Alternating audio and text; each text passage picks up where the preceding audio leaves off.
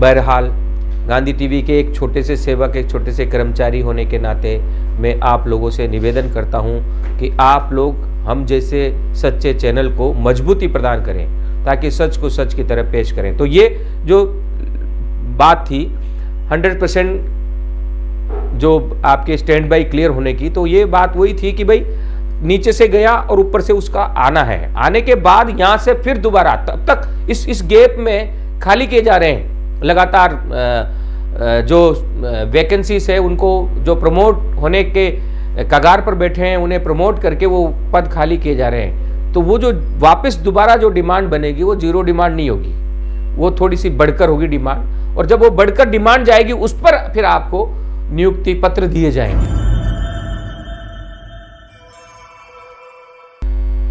जय हिंद, वंदे मातरम, जय जगत। आज सीधे विषय पर आते हैं। आरआरबी स्टैंड बाई 100% क्लियर कराने की दिशा में कुछ असमंजसता है।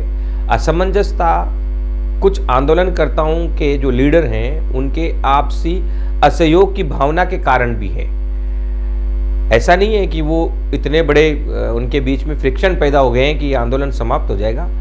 हम तमाम नेताओं से ये गुजारिश भी करते हैं कि आप प्यार से एक साथ आगे बढ़े, अलग होने की कोशिश न करें, क्योंकि 1 और 1 11 होते हैं। टेक्नीशियन और जूनियर इंजीनियर ये दोनों बेरोजगार हैं, दोनों ही एक ही सिस्टम से पीड़ित हैं, और वह है 100% स्टैंड बाई मेडिकल फिट को देने की जो मांग है वो दोनों की लगभग एक समान है।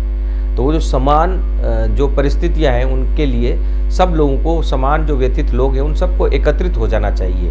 हम 1 और 1 11 और उसमें एक और जुड़ते हैं तो 111 होते हैं।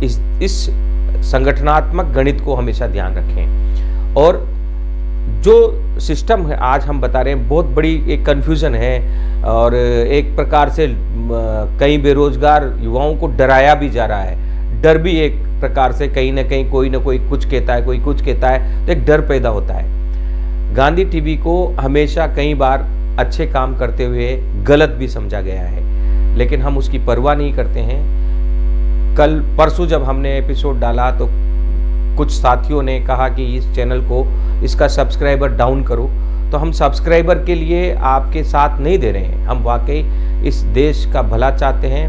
हमें कांग्रेस और बीजेपी या किसी अन्य राजनीतिक दल से भी कोई लेना देना नहीं है। हम बार बार सवाल उठा रहे हैं कि कोई भी दल कोई प्लान नहीं रख रहा है कि क्या प्लान होना चाहिए बेरोजगार मुक्त भारत का, और इस पर एक बहुत ही महीन एक एपिसोड हम तैयार कर रहे हैं। आप सबकी आंखें खुल जाएंगी जब सच बोला जाएगा, तो सच कभी कभी चुभती भी है। तो आज ये सच उन नेताओं को भी चुभ रही होगी जो आपस में लड़ाई झगड़े कर रहे हैं, और इस आंदोलन को वे आपसी महत्वाकांक्षा को मजबूत करने के लिए इस्तेमाल कर रहे हैं। ऐसे तमाम नेताओं से, हमारे भाई हैं, मैं निवेदन करूंगा कि आप अपने सारे ईगो को एक तरफ छोड़कर एक साथ बैठें, गांधीवादी तरीके से सब लोग आगे आंदोलन करें। पटना में भी आंदोलन चल रहा है, उसकी एक महत्वता अलग है, और कुछ लोग दिल्ली में करना चाह रहे हैं, तो दिल्ली में भी अगर जगह जगह पर आंदोलन खड़ा हो जाएगा तो अच्छा होगा। लेकिन ऐसा नहीं हो जाए कि हर जगह खड़ा हो जाए और सब आंदोलन समाप्त हो जाए। आप एक दूसरे को खींचे नहीं। दिल्ली राजधानी है, राजधानी में जो लोग अच्छा आंदोलन करना चाहते हैं उनका भी सहयोग करें, पटना में जो कर रहे हैं उनका भी सहयोग करें, सब अपने सामंजस्य से आगे बढ़ें। मैं आज से लगभग 4 वर्ष पहले इस युवाओं के इस ग्रुप में आया। राजस्थान में कोचिंगों को एकत्रित करते हुए हमने ऑल कोचिंग इंस्टीट्यूट महासंघ का गठन किया। मुझे पहले उसका संयोजक बनाया गया। वहां काम करते हुए मुझे लगा कि कोचिंगों में जो आने वाले बच्चे हैं, जो बेरोजगार हैं, उनके सपने कैसे पूरे होंगे।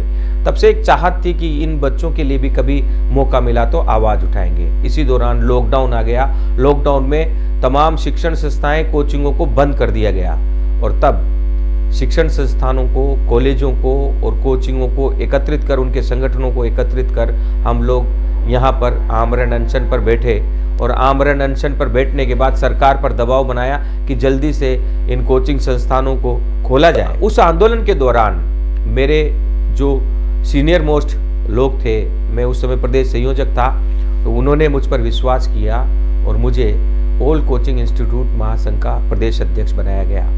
सरकार से मैं लड़ा, कांग्रेस सरकार थी, हमारी जो प्लानिंग होती है वो ये होती है कि अगर आपको बीजेपी से मांग करनी है तो बीजेपी के साथ चलते हुए मांग करें, तो आसानी से हो जाता है। अगर कांग्रेस से कोई मांग करनी है, कांग्रेस पार्टी की सरकार या किसी जेडीयू की सरकार है, किसी अन्य दल की सरकार है, और उससे कोई डिमांड आपको मांग पूरी करवानी है, तो आप उनके साथ रहकर मांग करें। अगर बीजेपी से मांग करते वक्त अगर आप उसको कांग्रेस का चेहरा दे देंगे, कांग्रेस की आवाज दे देंगे, तो बीजेपी के लोग सोचेंगे अगर ये मांग पूरी हो जाएगी तो कांग्रेस की जीत होगी, और जो बच्चे हैं वो कांग्रेस की तारीफ करेंगे और कांग्रेस का समर्थन करेंगे, इसलिए फिर बीजेपी सरकार उस मांग को पूरा नहीं करेगी। ऐसे ही कांग्रेस सरकार के से अगर हम कोई डिमांड करते हैं और हम उनके साथ नहीं खड़े होते हैं, बीजेपी के साथ खड़े होकर उनसे मांग करते हैं, धरना प्रदर्शन करते हैं, तो उन्हें ये लगता है कि अगर जीत जाएंगे तो ये बीजेपी के लोग हो जाएंगे, बीजेपी को फायदा होगा।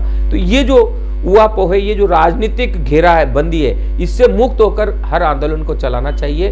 जो सरकार जिस पार्टी की, केंद्र से आपकी जो डिमांड है वो केंद्र सरकार की है, तो केंद्र के पाले में खड़े होकर आप डिमांड करें, उनके साथ खड़े होकर ये डिमांड करें। उनको ये बिल्कुल न लगे कि इसका कांग्रेसीकरण होगा या अन्य दल वाले इसका फायदा उठाएंगे। एक तो सबसे बड़ी, ऐसे ही कांग्रेस के खिलाफ हम जिस राजस्थान से हम बिलोंग करते हैं वहां पर कांग्रेस की सरकार है, तो यहाँ जो भी डिमांड करते हैं हम कांग्रेस के साथ खड़े होकर बात करते हैं। उनको नहीं लगता कि हम दूसरे लोग हैं, लेकिन हम हकीकत में देश के लोग हैं, क्योंकि हम सच्चा मीडिया है। तो उसके अध्यक्ष के रूप में हमने यहाँ सरकार से मांग की और देश का पहला कोचिंग हब राजस्थान में आया और रियायती दर पर कोचिंग संस्थानों को दिया जा रहा है, कोचिंग हब दिया जा रहा है। तो ये सारी चीज़ें मौजूद है। हम कभी प्रचार नहीं करते। सब्सक्राइबर के लिए कहा मेरे साथी भाई ने, तो मैं निवेदन करना चाहता हूँ, मैंने कभी किसी कोचिंग के संचालक को नहीं कहा कि आप मुझे एक यूट्यूब चैनल बनाओ, या मेरा ये जो यूट्यूब चैनल चल रहा है 1 साल से अधिक हो गया है, कभी किसी से नहीं कहा कि आप मुझे सब्सक्राइब करो। आपकी इश्यूज को उठाते हुए आपके लोग, आप लोग अधिक से अधिक सब्सक्राइब कर रहे हैं तो अच्छा है। और मैं अधिक से अधिक आप लोगों को सब्सक्राइब करने के लिए इसलिए कह रहा हूं कि आपके बीच में कंफ्यूजन दूर करने के लिए आपके पास एक आपका जैसा, एक मेरे जैसा एक सशक्त प्रहरी आपके बीच में, जो आपका बड़ा भाई बनकर अपनी पूरी रोल को निभाना चाहता है निष्पक्ष रूप से। मुझे किसी राजनीतिक दल से या किसी आंदोलनकर्ता नेता से कोई व्यक्तिगत लगाव नहीं है। जो लगाव है वो देश के प्रति लगाव है। मैं सीधे मुद्दे पर आता हूं। आपसे फिर निवेदन करता हूं कि अगर मैं गलत कहता हूं तो मुझे क्षमा करें। मैं सब्सक्राइब बढ़ाने के लिए या कोई यूट्यूब से कोई कमाई करने के लिए नहीं कह रहा हूं। मेरा छोटा सा परिवार है, थोड़ा बहुत मैं इधर उधर से कर लेता हूं। मैं मेरे बजट से काम करता हूं। और आज से 10 दिन पहले हमने गांधी टीवी के ऑफिस में मीटिंग की। मीटिंग करने के बाद मैंने कहा कि मेरे को इस यात्रा में निकलना है, जगह जगह जाना है, लोग बुला रहे हैं, तो आप बजट दीजिए।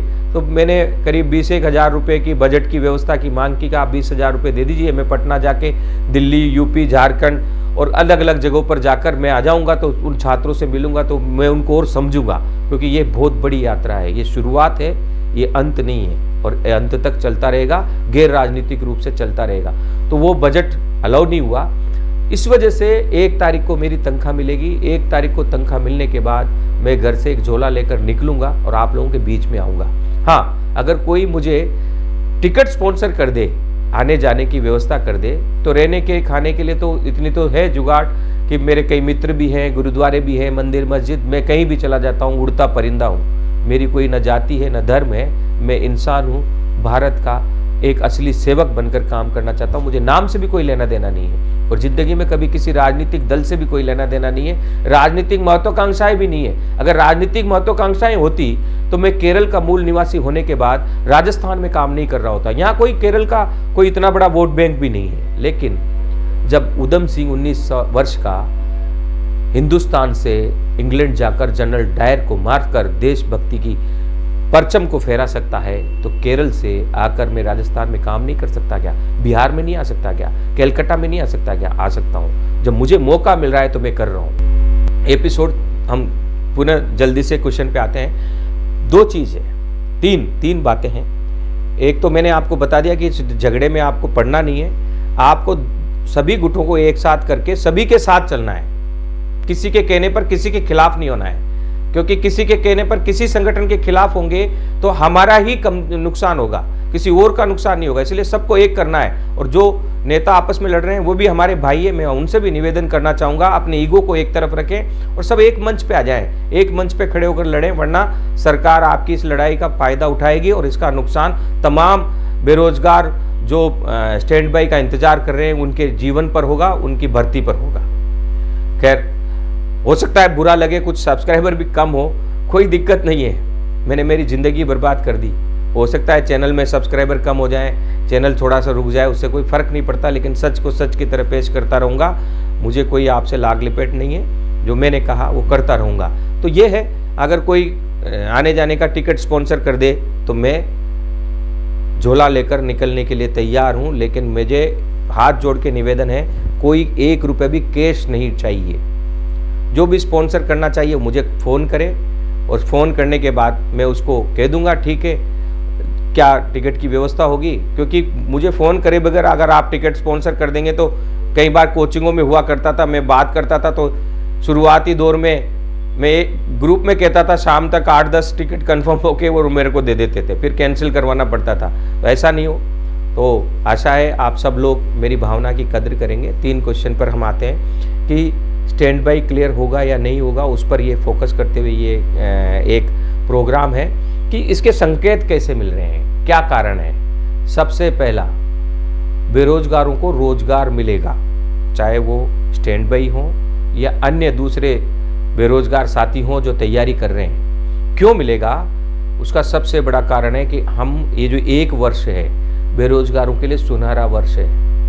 जो स्टैंड बाई हैं वे भी आश्वस्त हो जाएं और जो तैयारी कर रहे हैं वो जमकर तैयारी करें, क्योंकि ये 1 वर्ष चुनावी वर्ष है। चुनावी वर्ष में अधिक से अधिक भर्तियां देने का हर राजनीतिक दल पर दबाव है। जहां बीजेपी की सरकार है वहां भी, और जहां नहीं है वहां भी अन्य राज्य सरकारें कोशिश कर रही है, पदों को खाली कर रही है। जैसे रेलवे में प्रधानमंत्री नरेंद्र मोदी ने पदों को खाली करने के आदेश दिए, तो ये उनकी मानसिकता दिखाती है कि वे अधिक से अधिक लोगों को रोजगार देना चाहते हैं। और रेल मंत्री अश्विनी जी ने भी वादा किया है कि 1 लाख लोगों को 1 महीने हम रेलवे में नौकरी देंगे। तो ये एक चुनावी वर्ष होने के कारण वह संभव है। दूसरा सबसे बड़ी बात, जो खाली किया जा रहा है वो इसलिए खाली किया जा रहा है कि भर्ती निकाली जाए, ये सीधी बात समझ में आ गई। दूसरा, स्टैंड बाई को लेने के लिए, स्टैंड बाइयों की डाटा इकट्ठा करने के लिए आउटरीच कैंप आयोजित किए जा रहे हैं। तो आउटरीच कैंप इसलिए आयोजित किए जा रहे हैं कि वाकई इन्हें स्टैंड बाई को लेना है भविष्य। अब उसकी छटनी की जाएगी, किस तरीके से लेना है।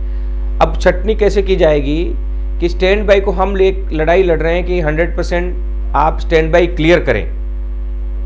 हम कह रहे हैं कि 100% स्टैंड बाई क्लियर होगी, कोई निराश होने की जरूरत नहीं है, क्योंकि हमारी लड़ाई बहुत हद तक आगे बढ़ चुकी है और सरकार स्टैंड बाई के लिए आउटरीच कैंप आयोजित कर रही है। रेल मंत्री तक स्टैंड बाई छात्रों का आंदोलन की गूंज पहुंच चुकी है। जगह जगह पर जहां भी रेल मंत्री जाते हैं पहले से ही सूचना मिलती है, तो वहाँ बेरोजगार लोग जहाँ भी आसपास के होते हैं वे पहुँचते हैं, ज्ञापन देते हैं, तो उससे उन्हें लग रहा है कि ये पूरे देश में फैल चुका है ये आंदोलन। तो ये एक दबाव बन रहा है। और जब रेल मंत्री कहते हैं कि मोदी जी ने ये किया, तो मोदी जी तक भी सूचनाएं जाती है, वहाँ से सूचनाएं आती है, उन आधार पर सारे काम किए जाते हैं। जब हम बार बार कह रहे हैं कि इन हजारों स्टैंड बाई युवक युवतियों को नौकरी दिए बगैर लाखों लोगों को नौकरी देना बेकार है और उसका फायदा राजनीतिक तौर पर पार्टी को नहीं मिल पाएगा, तो इसका ध्यान उन्हें भी है। तो ये जो 3 चीजें हैं, पहला वैकेंसीज खाली करवाना, क्योंकि जहां जीरो डिमांड चली गई है वहां इसीलिए गई होंगी कि तर्क ये जो दिया होगा कि यहां वैकेंसी की जरूरत नहीं है, तो वहां वैकेंसीज खाली की जाएंगी और दोबारा से डिमांड, जो पत्र आरआरबी के बोर्ड मेंबरों की जो मीटिंग हुई है उस पत्र को आगे भेजा जाएगा। आगे भेजने के बाद उसका जवाब आएगा। बोर्ड मेंबरों के सिफारिश पर ही सारे काम किए जाते हैं। अगर ऐसा न हो तो बोर्ड मेंबरों की जरूरत ही नहीं है। तो बोर्ड मेंबरों की सिफारिश यही थी कि 100% वेटिंग क्लियर किए जाए हर जगह पर। और जब ये सिफारिश थी तो इस सिफारिश के अनुसार ही ऊपर बैठे हुए अधिकृत अधिकारी और रेल मंत्री फैसला करेंगे, क्योंकि एक सिस्टम होता है। अगर बिना उसके कर देंगे वो, तो उनके ऊपर प्रश्न उठेगा कि आपने बिना किसी के कहे ये कैसे कर दिया। अलग अलग प्रकार के लोग हैं, अलग अलग प्रकार के मीडिया है, विपक्ष भी है, अलग अलग प्रकार के आरोप उठेंगे। लेकिन जब ये नीचे से आपके आंदोलन की वजह से, आपके ज्ञापन की वजह से बोर्ड मेंबर सिफारिश कर रहे हैं, तो ये तय है कि कोई रिश्वत नहीं चली है, आप लोगों का दबाव चला है। दबाव से 100% स्टैंड बाई क्लियर करने के बोर्ड मेंबरों ने पत्र आगे प्रेषित किया है, तो वहां पर भी वो पत्र है, आप लोगों का ज्ञापन है, उसके ऊपर वो पत्र है। उसके ऊपर फिर नोटिंग आएगी संबंधित अधिकारी और रेल मंत्री की। तो कड़ी से कड़ी जुड़ रही है, कहीं कोई रिश्वतखोरी या कहीं कोई पक्षपात नजर नहीं आ रहा है। और फिर जब ये सारी चीजें कड़ी से कड़ी जुड़ जाएंगी, अखबारों में, मीडिया में खबरें आ रही है। आज से मैंने सभी लोगों को कहा है, जो भी जहां भी जिस भी संगठन को चाहिए, निःशुल्क हमारी मीडिया कंसल्टेंसी हम देने के लिए तैयार हैं। गांधी टीवी एक मीडिया कंसल्टेंसी भी है। मीडिया कंसल्टेंसी के रूप में हम प्राइवेट कंपनियों से लाखों रुपए लेते हैं, लेकिन युवा बेरोजगारों के लिए वह हम निःशुल्क देने के लिए तैयार हैं। और युवा बेरोजगारों के लिए ही नहीं, जहां भी कहीं भी कोई कष्ट हो, कोई भी ऐसी बात हो जो आपको लगता है कि इसे देश भर की मीडिया में आना चाहिए, बड़े स्तर पर आना चाहिए, वहां आप हमें याद कर लीजिएगा। हम सामाजिक इश्यूज पर निःशुल्क मीडिया कंसल्टेंसी देते हैं। कोई कंपनी आपको स्थापित करनी है, कोई और चीज करनी है, तो उसका हम एक कोर्स लेते हैं। बहरहाल गांधी टीवी के एक छोटे से सेवक, एक छोटे से कर्मचारी होने के नाते मैं आप लोगों से निवेदन करता हूं कि आप लोग हम जैसे सच्चे चैनल को मजबूती प्रदान करें, ताकि सच को सच की तरह पेश करें। तो ये जो बात थी 100% जो आपके स्टैंड बाई क्लियर होने की, तो ये बात वही थी कि भाई नीचे से गया और ऊपर से उसका आना है। आने के बाद यहां से फिर दोबारा, तब तक इस गैप में खाली किए जा रहे हैं लगातार। जो वैकेंसीज है, उनको जो प्रमोट होने के कगार पर बैठे हैं, उन्हें प्रमोट करके वो पद खाली किए जा रहे हैं। तो वो जो वापस दोबारा जो डिमांड बनेगी, वो जीरो डिमांड नहीं होगी, वो थोड़ी सी बढ़कर होगी डिमांड। और जब वो बढ़कर डिमांड जाएगी, उस पर फिर आपको नियुक्ति पत्र दिए जाएंगे। नियुक्ति पत्र देने के लिए सीट होना जरूरी है, क्योंकि नियुक्ति पत्र ऐसे नहीं दिया जाता, जाओ रेलवे में चले जाओ और आप ज्वाइन कर लो। आपको जगह बताई जाएगी, सीट बताई जाएगी, सारी चीजें होती है। आप लोग सब समझदार हैं। एक तो ये चीज है। अब इसको कौन क्या चीज पुख्ता कर रही है, मैंने आपको कहा, ये जो वैकेंसीज खाली कराई जा रही है, ये हमारी खबर को पुख्ता कर रही है, क्योंकि हर चीज कड़ी से कड़ी जुड़ती है। तो हम भी कड़ी से कड़ी जोड़ रहे हैं। समाचार का यही फायदा होता है, एक चैनल का यही फायदा होता है कि आपके आंदोलन में जब चलता है, तो हम हमारे अनुभव से सारी चीजों को जोड़कर देखते हैं। और आपने सुना होगा, कई बार बड़े बड़े अनसुलझे केस पत्रकार सोल्व करते हैं, क्योंकि अनुभव होता है। पुलिस के बड़े बड़े अधिकारी, इंटेलिजेंस के बड़े बड़े अधिकारी फेल हो जाते हैं, हमारे साथी लोग, हम लोग जाकर फिर कड़ी से कड़ी जोड़ते हैं, तो अनुभव होता है हमारा। तो ये अनुभव है, ये अनुभव हमारा ये कह रहा है कि 100% स्टैंड बाई क्लियर होंगी। और उसके हम कड़ी से कड़ी जो चीजें जुड़ रही है, वो भी हम बता रहे हैं। दूसरा, आउटरीच कैंप आयोजित किया जा रहा है। तो आउटरीच कैंप क्यों आयोजित किया जा रहा है? आउटरीच कैंप पे डाटा आएंगे, जैसे आप लोगों के नेता भी कह रहे हैं, आप लोग तमाम अधिकारी भी कह रहे हैं कि डाटा इकट्ठे किए जा रहे हैं कि किस ट्रेड में लोग हैं जो स्टैंड बाई में हैं। तो वो डाटा इकट्ठे किए जा रहे हैं, जो खाली होने वाले पोस्ट से मिलान किया जाएगा कि इतने डाटा हमारे पास आ गए। क्योंकि ये जरूरी नहीं है कि जितने भी स्टैंड बाई थे उनमें सभी लोग इच्छा रखते हों जाने के लिए, क्योंकि कई लोग मुझे फ़ोन करते हैं, तो कई लोग कहीं ना कहीं ऑलरेडी एडजस्टेड है, कोई प्राइवेट नौकरी कर रहा है, कोई किसी ने बिजनेस डाल लिया, कोई दूसरी नौकरी कर रहा है। तो इस तरीके से वो भी एक डाटा क्लियर हो जाएगा कि कितने लोग वास्तविक रूप से स्टैंड बाई में अब नौकरी चाहते हैं। क्योंकि अब कोई गड़बड़ नहीं चाहता, रेलवे विभाग चाहता है सटीक सारी चीज़ें हों, दोबारा से गड़बड़ नहीं हो, दोबारा से बच्चे बाकी नहीं रह जाएं। तो ये एक चीज़ है।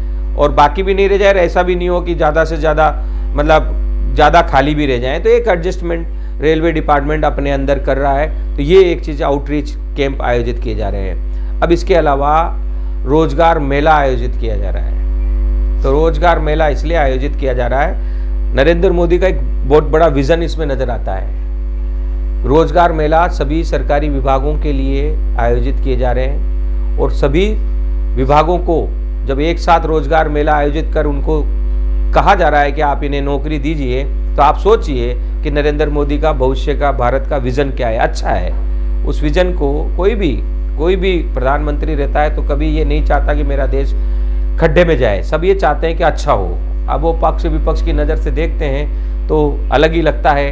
हमें ये कहा जाता है कि कांग्रेस सरकार ने कभी कुछ नहीं किया, और कांग्रेस सरकार ये कहती है कि बीजेपी ने कुछ नहीं किया, बीजेपी सिर्फ मूर्ख बना रही है। ऐसा नहीं है। इन सब परिधि से हटकर एक स्वतंत्र नागरिक होने के नाते, एक सच्चे पत्रकार की नज़र से जब हम देखते हैं तो हर सरकार में कुछ न कुछ अच्छा होता है, इसीलिए देश आगे बढ़ रहा है। वरना साइकिल से मोटरसाइकिल, मोटरसाइकिल से कारों पर आज जनता नहीं आती। आगे भी हम लोग आगे बढ़ेंगे। 3-4 साल कोरोना काल का भी रहा है, उसका भी एक प्रभाव है। उस प्रभाव में भी हम आगे बढ़ रहे हैं और विश्व गुरु हम निश्चित ही बनेंगे, लेकिन उसके लिए बेरोजगारी से मुक्त होना बहुत ज़रूरी है। तो ये एक चीज़ है। आउटरीच कैंप क्यों आयोजित किया जा रहा है, रोजगार मेला, और ये रोजगार मेला भी उस दिशा में आपके स्टैंड बाई को 100% नौकरी देंगे, अन्य बेरोजगारों को नौकरी देंगे।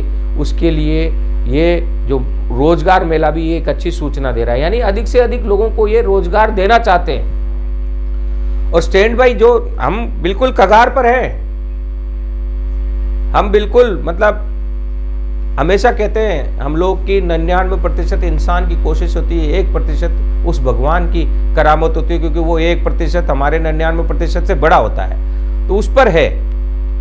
यानी 99% आप बिल्कुल 100% स्टैंड बाई के कगार पर हो, लेकिन रुकना नहीं है जब तक वो 1% शामिल नहीं हो जाए और आपको नियुक्ति पत्र नहीं मिल जाए। इस शांतिपूर्ण दबाव को बनाए रखना है। गांधी टीवी को आप लोगों के साथ चलते हुए लगभग 1-1.5 महीने हो गए हैं इस बात को, और हम लोग आगे भी जब तक आपको नियुक्ति नहीं मिलेगी तब तक चलते रहेंगे। कल कई बड़े पत्रकारों के मेरे पास फ़ोन आए, बोला अनिल जी आप इतना उग्रे होकर बोलते हैं, आपको डर नहीं लगता क्या? जब मैं युवाओं के हालात देखता हूं तो डर समाप्त हो जाता है। युवा बेरोजगार साथी मुझे फ़ोन करते हैं, कहते हैं कि हम सब्जी बेच रहे हैं सर, हमारी ज़िंदगी बर्बाद हो जाएगी, हमारी एक ही आशा है, हम इसी आशा के साथ जिंदा हैं कि हमारा 100% स्टैंड बाई क्लियर होगा। कुछ लोग किसी स्टोर पर स्टोर कीपर की काम कर रहे हैं, कुछ लोग कभी कहीं कहाँ क्या काम कर रहे हैं, तो और बहुत सारे बेरोजगार छात्र घर से निकलकर अपने माँ बाप से, साथियों से कुछ पैसा लेकर, क्योंकि बेरोजगारों के पास तो रोजगार तो है नहीं, तो इधर उधर से लेकर वो बड़ी मुश्किल से आगे निकल रहे हैं, आगे जाते हैं, आंदोलन करते हैं, काम करते हैं। तो पिछली बार जब आंदोलनकर्ताओं के साथ में रहा तो उनकी परेशानियों को मैंने देखा, तो मैंने ही कहा कि भाई सुभाष चंद्र बोस रात को अकेले अटैची लेकर निकले थे घर से, और उन्होंने एक आह्वान किया था रंगून रेडियो से, जिसके पास तन है वो तन दे, जिसके पास मन है वो मन दे, जिसके पास धन है वो धन दे, तुम मुझे खून दो मैं तुम्हें आज़ादी दूंगा। तो ये बेरोजगारों का आंदोलन जो चल रहा है, इसमें भी ये तीनों चीज़ों की ज़रूरत है। जो सक्षम है घर से वो आंदोलनकर्ताओं की मदद करें, और जो सक्षम नहीं है घर से वो अपना मन दे, सोशल मीडिया में मोबाइल उठाए और इस पर हमेशा, क्योंकि मोबाइल तो आपके पास रहेगा ही, और मैं तो कहता हूँ दिन भर जाते हो, दिन भर जितने मिलते हो भाई तेरा मोबाइल दे, उसको भी डालो, तो अधिक से अधिक आपका ये फैलेगा। ये जो समस्या है बेरोजगारों की, ये अधिक से अधिक जाएगी, अधिक से अधिक लोगों तक जाएगी, और जब अधिक से अधिक लोगों तक जाएगी तो बेरोजगार मुक्त देश होगा, और जब बेरोजगार मुक्त देश होगा तो ये हिंदुस्तान पूरे विश्व का सिरमौर होगा।